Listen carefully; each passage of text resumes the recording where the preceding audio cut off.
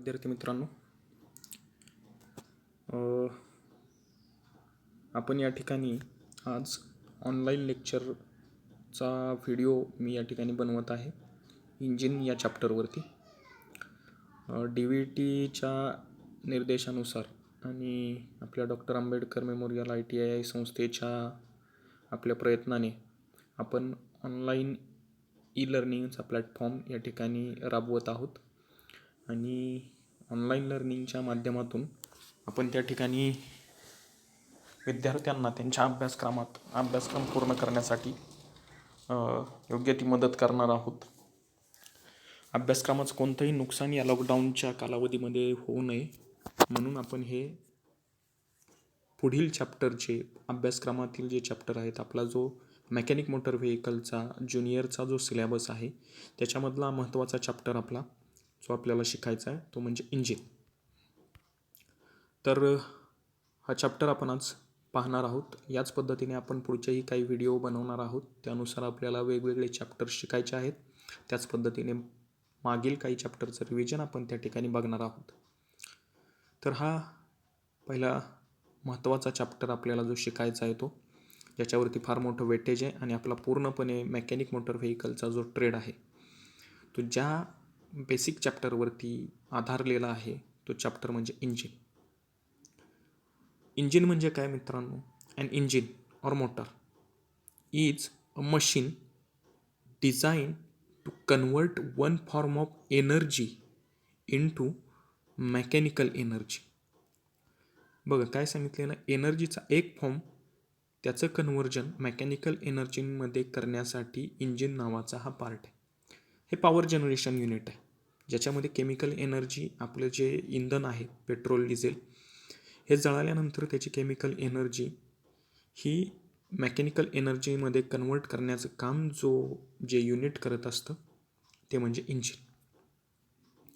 Basic objectives काय आहेत इंजिनचे? Explain the basic function of an internal. आपल्याला जे हे चॅप्टर शिकायचं आहे त्याच्याबद्दलचे हे ऑब्जेक्टिव्ह आहे. Basic function of the internal combustion engine आणि हे वेगवेगळे बाकीचे जे त्यांनी PPTमध्ये दिलेले आहेत हे ऑब्जेक्टिव्ज आपल्याला त्या ठिकाणी बघायचे. Describe the 5 events required for internal combustion engine operation. Describe selected individuals and events in the history of engine development. Explain principle of 2 stroke and 4 stroke cycle engine operation both SI and CI. तर याच्यामध्ये engine आपण मगाशी बघितलं मित्रांनो की हे एक power generation unit आहे. मग पॉवर जनरेशन युनिट या इंजिनचे वेगवेगळे टाईप्स पण पडत असतात. इंटरनल इंजिन, एक्सटर्नल इंजिन, ज्याला आपण इंटरनल कंबशन इंजिन आणि एक्सटर्नल कंबशन इंजिन हे इंजिनचे महत्त्वाचे 2 पार्ट्स. इंटरनल कंबशन इंजिनमध्ये काय येतं तर इंटरनल कंबशन म्हणजे इंजिनमध्ये आपण जे पूर्ण मेकॅनिक आपण जे सर्व इंटरनल आपल्या ज्या गाड्यांमध्ये आहे ते पूर्णपणे इंटरनल कंबशन इंजिन आहे.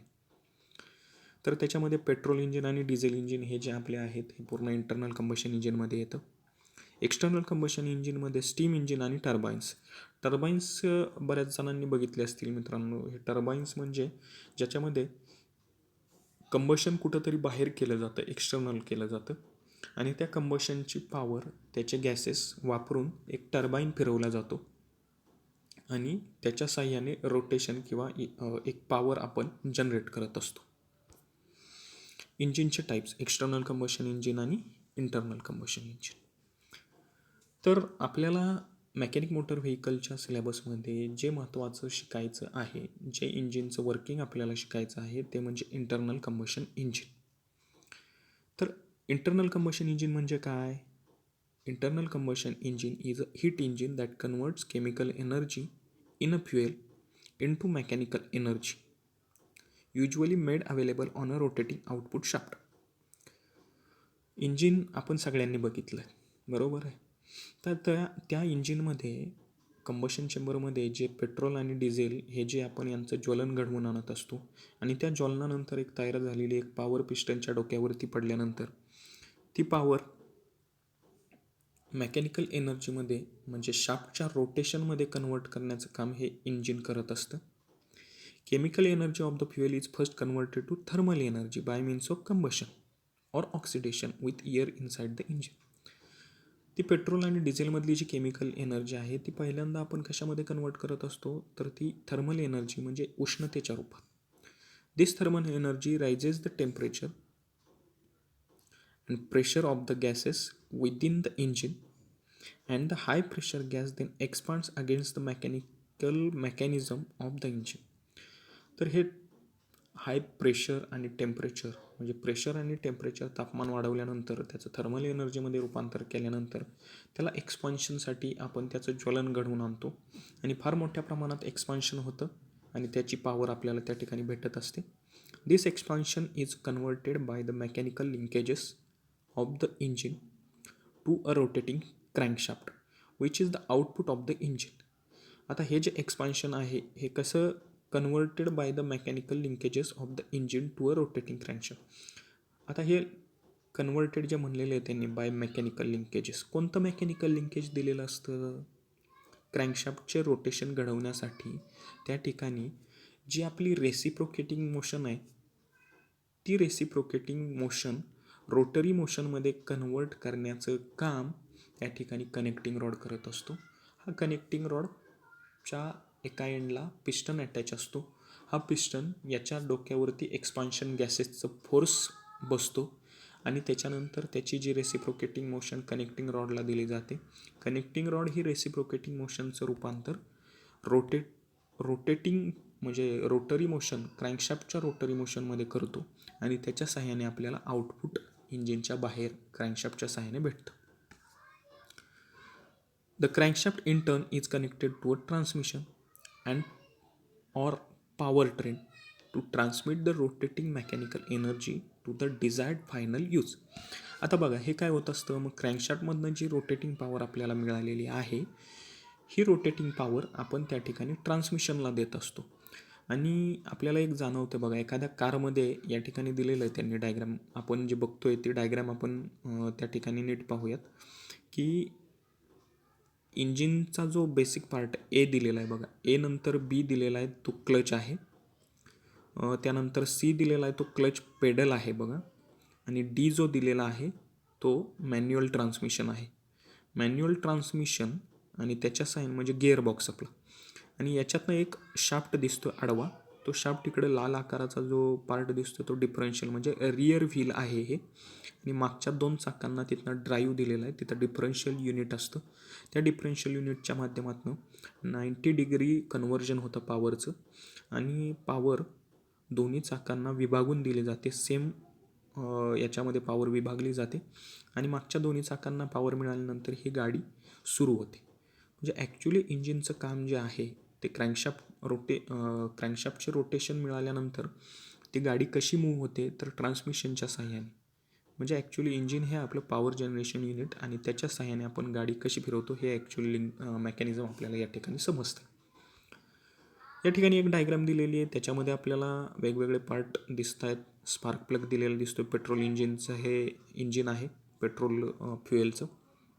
याच्यामध्ये कॅमशाफ्ट कॅम दिलेला आहे, वॉल मेकॅनिझम दिसतंय, इनटेक आणि एक्झॉस्ट, कंबशन चेंबर दाखवलेला आहे, पिस्टन रिंग दाखवलेले आहेत, पिस्टन पिन दाखवलेली आहे, पिस्टन आहे, क्रँकेस क्रँक दाखवलेला आहे, क्रँक पिन, कनेक्टिंग रॉड कोणता आहे तो दिसतोय, त्यानंतर exhaust wall, cylinder head, cylinder block, असे हे वेगवेगळे पार्ट आपल्याला या ठिकाणी दिसतात. आता या ठिकाणी आपण फंक्शन त्याचं जाणून घेऊयात. Converts potential chemical energy in a fuel into heat energy then to mechanical energy to perform useful work. Chemical एनर्जीचं रूपांतर थर्मलमध्ये आणि थर्मलचं रूपांतर मेकॅनिकलमध्ये हे महत्त्वाचं फंक्शन इंजिनचं असतं. आता दुसरं जे इंजिन आहे एक्सटर्नल कंबशन इंजिन, हे काय आहे हे एकदा आपण जाणून घेऊया. Combustion take place outside the mechanical engine. म्हणजे एखादं इंजिन त्या ठिकाणी असतं पण त्याचं जे कंबशन चेंबरमध्ये कंबशन न होता ते कुठंतरी बाहेर त्याचं ज्वलन होतं, असं जे इंजिन असतं ते एक्सटर्नल कंबशन इंजिन त्याला आपण म्हणतो. आता बघा हे सगळं इंजिन, दोन्ही एक्सटर्नल इंजिन काय आहे आणि इंटरनल कंबशन इंजिन काय आहे हे आपण या ठिकाणी बघितलं. तर इंटरनल कंबशन इंजिन आपल्याला जास्त करून अभ्यासायचं आहे. त्याच्यामध्ये इंटरनल कंबशन इंजिन ज्यावेळी आपण त्याचं फंक्शनिंग बघितलं, त्याचं काम बघितलं, त्यावेळी त्याच्या काही रिक्वायरमेंट की इंटरनल कंबशन इंजिन असण्यासाठी किंवा ते तयार करण्यासाठी त्याच्या काही रिक्वायरमेंट आहे. त्या रिक्वायरमेंट आपण पहिल्यांदा जाणून घेऊयात. All internal combustion engines must carry out 5 events. त्यांनी 5 गोष्टी घडवल्याच पाहिजेत या इंजिनने. इंटरनल कंबशन इंजिनने 5 गोष्टी घडवल्या पाहिजेत. कोणत्या? Air fuel mixture must be brought in to the combustion chamber. Combustion चेंबरमध्ये हे हवा, इंधन या गोष्टी आलेल्या पाहिजेत. Mixture must be compressed. आता हे पेट्रोल इंजिनचं आपण थोडक्यात एक इंजिनचं वर्किंग बघतोय.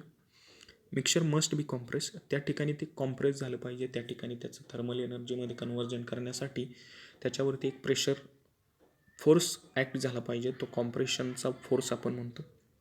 मिक्सचर मस्ट बी इग्नायटेड. मिक्सचर जे कॉम्प्रेशन स्ट्रोकच्या एंडला, जे थर्मल एनर्जीच्या एंड पॉईंटला आलेलं असतं, ते पुढं त्याला उष्णता देऊन स्पार्क प्लगच्या सहाय्याने इग्नाईट झालं पाहिजे.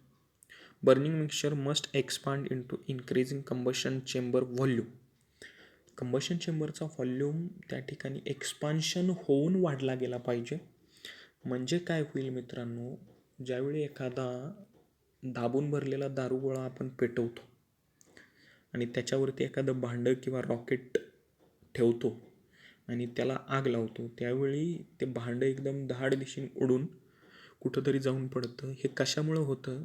तर बर्निंग, जे दाबून भरलेलं दारूगोळा आहे किंवा कॉम्प्रेस केलेला जो पार्ट आहे, त्याला उष्णता मिळाल्यानंतर एक्सपांड होतं आणि एक्सपांड झाल्यामुळं तो पहिल्यांदा जो मूव्ह होणारा पार्ट आहे त्याच्यावरती आपला पूर्ण फोर्स ॲक्ट होतो. जसं की इंजिनमध्ये पिस्टन आहे, पिस्टनच्या डोक्यावरती हा फोर्स बसल्यानंतर पिस्टन जोरात खाली दाबला जातो. त्यामुळं पिस्टन, कनेक्टिंग रॉड आणि कनेक्टिंग रॉडचा दुसरा जो एंड आहे तो क्रँकशाफ्टला कनेक्टेड असतो आणि अशा रीतीने हे क्रँकशाफ्ट फिरला जातो. मित्रांनो, ही इंजिनची डेव्हलपमेंट कशी झाली, इतिहास काय आहे इंजिनचा, हे एकदा जाणून घेऊयात. 1862 साली पहिल्यांदा इंजिनबद्दलचे जे बेसिक प्रिन्सिपल इंजिन ऑपरेशनसाठी जे डिस्क्राईब केले ते रोचस नावाच्या शास्त्रज्ञाने. त्यानंतर 1878मध्ये ऑट्टो नावाचा शास्त्रज्ञ, त्याने पहिलं successful 4 stroke cycle engine develop केलं. 1891 साली डे नावाच्या शास्त्रज्ञाने 2 स्ट्रोक इंजिन डेव्हलप केलं. 1892 साली रुडॉल्फ डिझेल हा शास्त्रज्ञ, आणि याने पेटंट घेतलं कॉम्प्रेशन इग्निशन इंजिनचं आणि पहिल्यांदा एक कॉम्प्रेशन इग्निशन इंजिन त्याने बनवलं, ज्याला आपण डिझेल इंजिन म्हणतो. त्याच्या नावाने हे डिझेल नाव त्याला दिलेलं आहे बघा मित्रांनो. To present emphasis on improved engine efficiency through refinement. आणि आत्ता सध्या कशावरती फोकस केलेला जातो आहे? इंजिनची एफिशियन्सी त्याच्या रिफाईनमेंटनुसार त्याच्यावरती फोकस केलेला आहे. तर कार इंजिनचे जे मेन कंपोनंट आहेत, मेन स्ट्रक्चर कंपोनंट आहेत, ते या ठिकाणी दिलेले आहेत. Engine block, camshaft, carburettor, catalytic converter, combustion chamber, connecting rod bearing, cooling fins, crankcase, crankshaft, cylinders, exhaust manifold, exhaust system, fan, flywheel, fuel injector, fuel pump, engine head gasket, intake manifold, oil pump, piston rings, push rods, rocker arm, radiator, spark plug, supercharger, throttle, turbocharger, valves, water jacket, water pump, wrist pin. हे car इंजिनचे महत्त्वाचे part आपल्याला या ठिकाणी आपण वाचून दाखवले. या ठिकाणी आपण एक डायग्राम दाखवलेली आहे. या डायग्राममध्ये front section of 4 cylinder internal combustion engine. एखाद्या कारमध्ये त्याचा जर कट घेतला, पुढच्या साईडने आपण जर बघितलं तर ते कारचं इंजिन कशा पद्धतीत दिसेल. पुढच्या बाजूने वेगवेगळे सिलेंडर, ते कसं असतं, इंजिनची पुढची बाजू कुठली, मागची बाजू कुठली. मागची बाजू म्हणजे नेहमी लक्षात ठेवायचं मित्रांनो की फ्लायव्हील असतं, आणि फ्रंट साईड ज्याच्यामध्ये आपला व्हायब्रेशन डॅम्पर वगैरे दिलेला असतो. यामध्ये डायग्राम दिलेली पहा. अशा पद्धतीत हा कट सेक्शन दिसतोय. याच्यामध्ये piston, connecting rod, exhaust manifold दिसतंय, कंबशन चेंबर दिसतोय तुम्हाला, डिपस्टिक दिसते, ऑइल चेक करण्यासाठीची ही डिपस्टिक आहे. स्टार्टर मोटर बघा लावलेली फ्लायव्हीलला मागच्या साईडला. त्याच्यानंतर कार्बोरेटर दिलेला आहे, डिस्ट्रीब्युटर आहे, इग्निशन सिस्टीमसाठी पुश रॉड आहे, वॉल मेकॅनिझमसाठी टॅपेट आणि कॅमशाफ्ट दिलेला आहे, ऑइल पंप दिलेला आहे, ऑइल फिल्टर आहे. दुसऱ्या शेजारच्या डायग्राममध्ये पिस्टन आणि कनेक्टिंग रॉडची असेंब्ली दाखवलेली आहे, स्पार्क प्लग दाखवलेला आहे त्याच्यावरती. साधारणतः अशा पद्धतीत हे पेट्रोल इंजिन आपल्याला पाहायला मिळतं कारमध्ये. अशा पद्धतीचं हे इंजिन आहे. डायग्रामवरती नीट लक्ष देऊन पहा डायग्राम कशी आहे ती. कुठल्याही कारचं इंजिन ज्यावेळी पेट्रोल कारचं आपण ज्यावेळी पाहणार आहोत त्यावेळी त्याला पुढच्या बाजूने बघितल्यानंतर अशा पद्धतीचे पार्ट आपल्याला पहिल्यांदा दिसतील.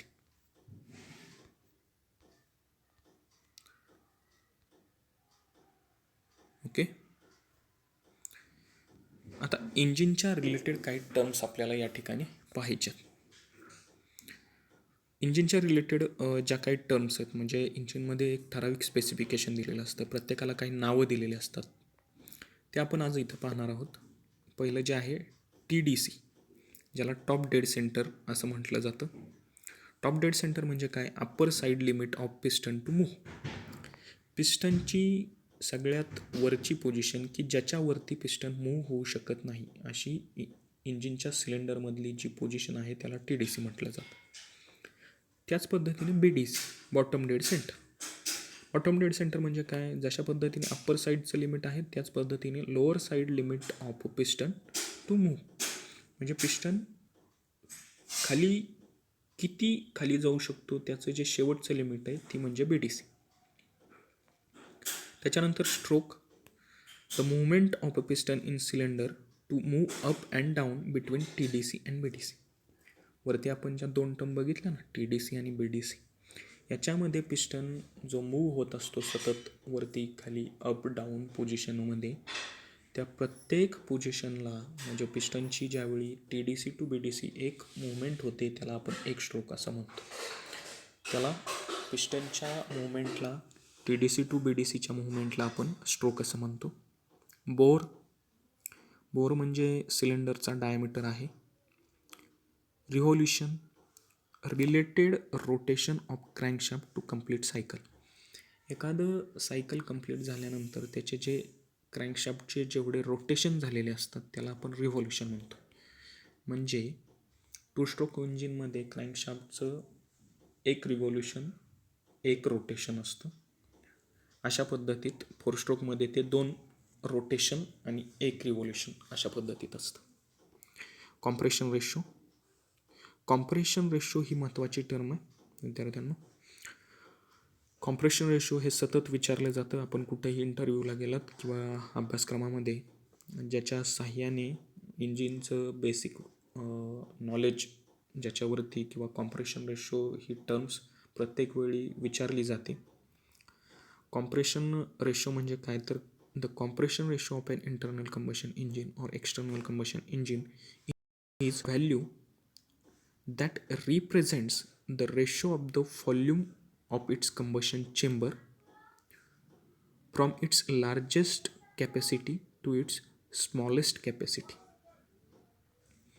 पिस्टन जो आतमध्ये मूव्ह होत असतो TDC टू BDC, त्यावेळी तो जेवढा मूव्ह होतो त्याला आपण स्वेप्ट व्हॉल्यूम म्हणतो. म्हणजे जेवढं पिस्टननी डिस्प्लेसमेंट केलं किंवा पिस्टन जेवढा TDC टू BDC मूव्ह झाला त्याला स्वेप्ट व्हॉल्यूम. आणि पिस्टन TDCला असतो त्यावेळी TDCच्या वरचा काही पोर्शन एक मोकळा असतो ज्याच्यामध्ये हे कॉम्प्रेस केलेला चार्ज त्या ठिकाणी भरलेला असतो, त्याला आपण क्लिअरन्स व्हॉल्यूम म्हणतो. एक साध्या आणि सोप्या भाषेत सांगायचं झालं तर कॉम्प्रेशन रेशो या 2 व्हॉल्यूमचा रेशो आहे. कोणत्या 2 व्हॉल्यूमचा? स्वेप्ट व्हॉल्यूम आणि क्लिअरन्स व्हॉल्यूम. स्वेप्ट व्हॉल्यूम आणि क्लिअरन्स व्हॉल्यूम यांचा एकत्रित मिळून सिलेंडरचा टोटल व्हॉल्यूम बनतो. आणि कॉम्प्रेशन रेशो म्हणजे total volume to the clearance volume हा रेशो म्हणजे कॉम्प्रेशन रेशो. त्यानंतर महत्त्वाची टर्म म्हणजे displacement. The movement of piston moves from TDC to BDC or BDC to TDC. पिस्टनची जी मूवमेंट आहे ती TDC टू BDC आणि BDC टू TDC जी होत असते त्याला पिस्टनचा आपण डिस्प्लेसमेंट म्हणत असतो. आणि शेवटी सायकल म्हणजे काय, the process starting from suction then all process done still exhaust. Again this process start from suction, it's mean complete one cycle. बघा, आपण इंजिनचं एक वर्किंग पाहत असताना किंवा इंजिनमध्ये 4 पद्धतीचे स्ट्रोक जे घडत असतात, सक्शन, कॉम्प्रेशन, पॉवर आणि एक्झॉस्ट. हे 4 स्ट्रोक घडून येण्यासाठी जो कालावधी लागतो, जेवढं त्या मेकॅनिझमला फिरायला कालावधी लागतो त्या पूर्ण कालावधीला एक सायकल असं म्हटलं जातं. तर असे हे इंजिनच्या रिलेटेड टर्म्स आपण या ठिकाणी बघितलेले आहेत. इंजिनचं बेसिक टाईप्स बघितले, कारचं इंजिन बघितलं, वेगवेगळे पार्ट त्यामध्ये चेक केले आणि इंजिनच्या रिक्वायरमेंट्स, इंजिनचे type, internal, external combustion engine आणि इंटरनल कंबशन इंजिन. तर आजच्या लेक्चरला आपण एवढंच पाहणार आहोत. पुढच्या ज्यावेळी व्हिडिओ मी अपलोड करेल त्यावेळी त्याच्यानंतर आपल्याला पुढचा जो पार्ट आहे इंजिनच्या याच्यामधला, इंजिनचं क्लासिफिकेशन आपल्याला त्या ठिकाणी बघायचं. तर याच्या हे व्हिडिओवरती ज्यांना शंका असतील ते मला व्हॉट्सॲपवरती प्रश्न विचारू शकता ऑनलाईन प्लॅटफॉर्मच्या माध्यमातून, किंवा जे आपण व्हिडिओ कॉन्फरन्सिंगच्या साहाय्याने झूम ॲपवरती ज्या मीटिंग घेत असतो त्याच्यामध्येही तुम्ही मला या शंका विचारू शकता. आणि व्यवस्थित हा व्हिडिओ पाहून त्याच्यावरती विद्यार्थ्यांनी अभ्यास करावा आणि त्या रिलेटेड काही शंका असल्यास विचाराव्यात. धन्यवाद.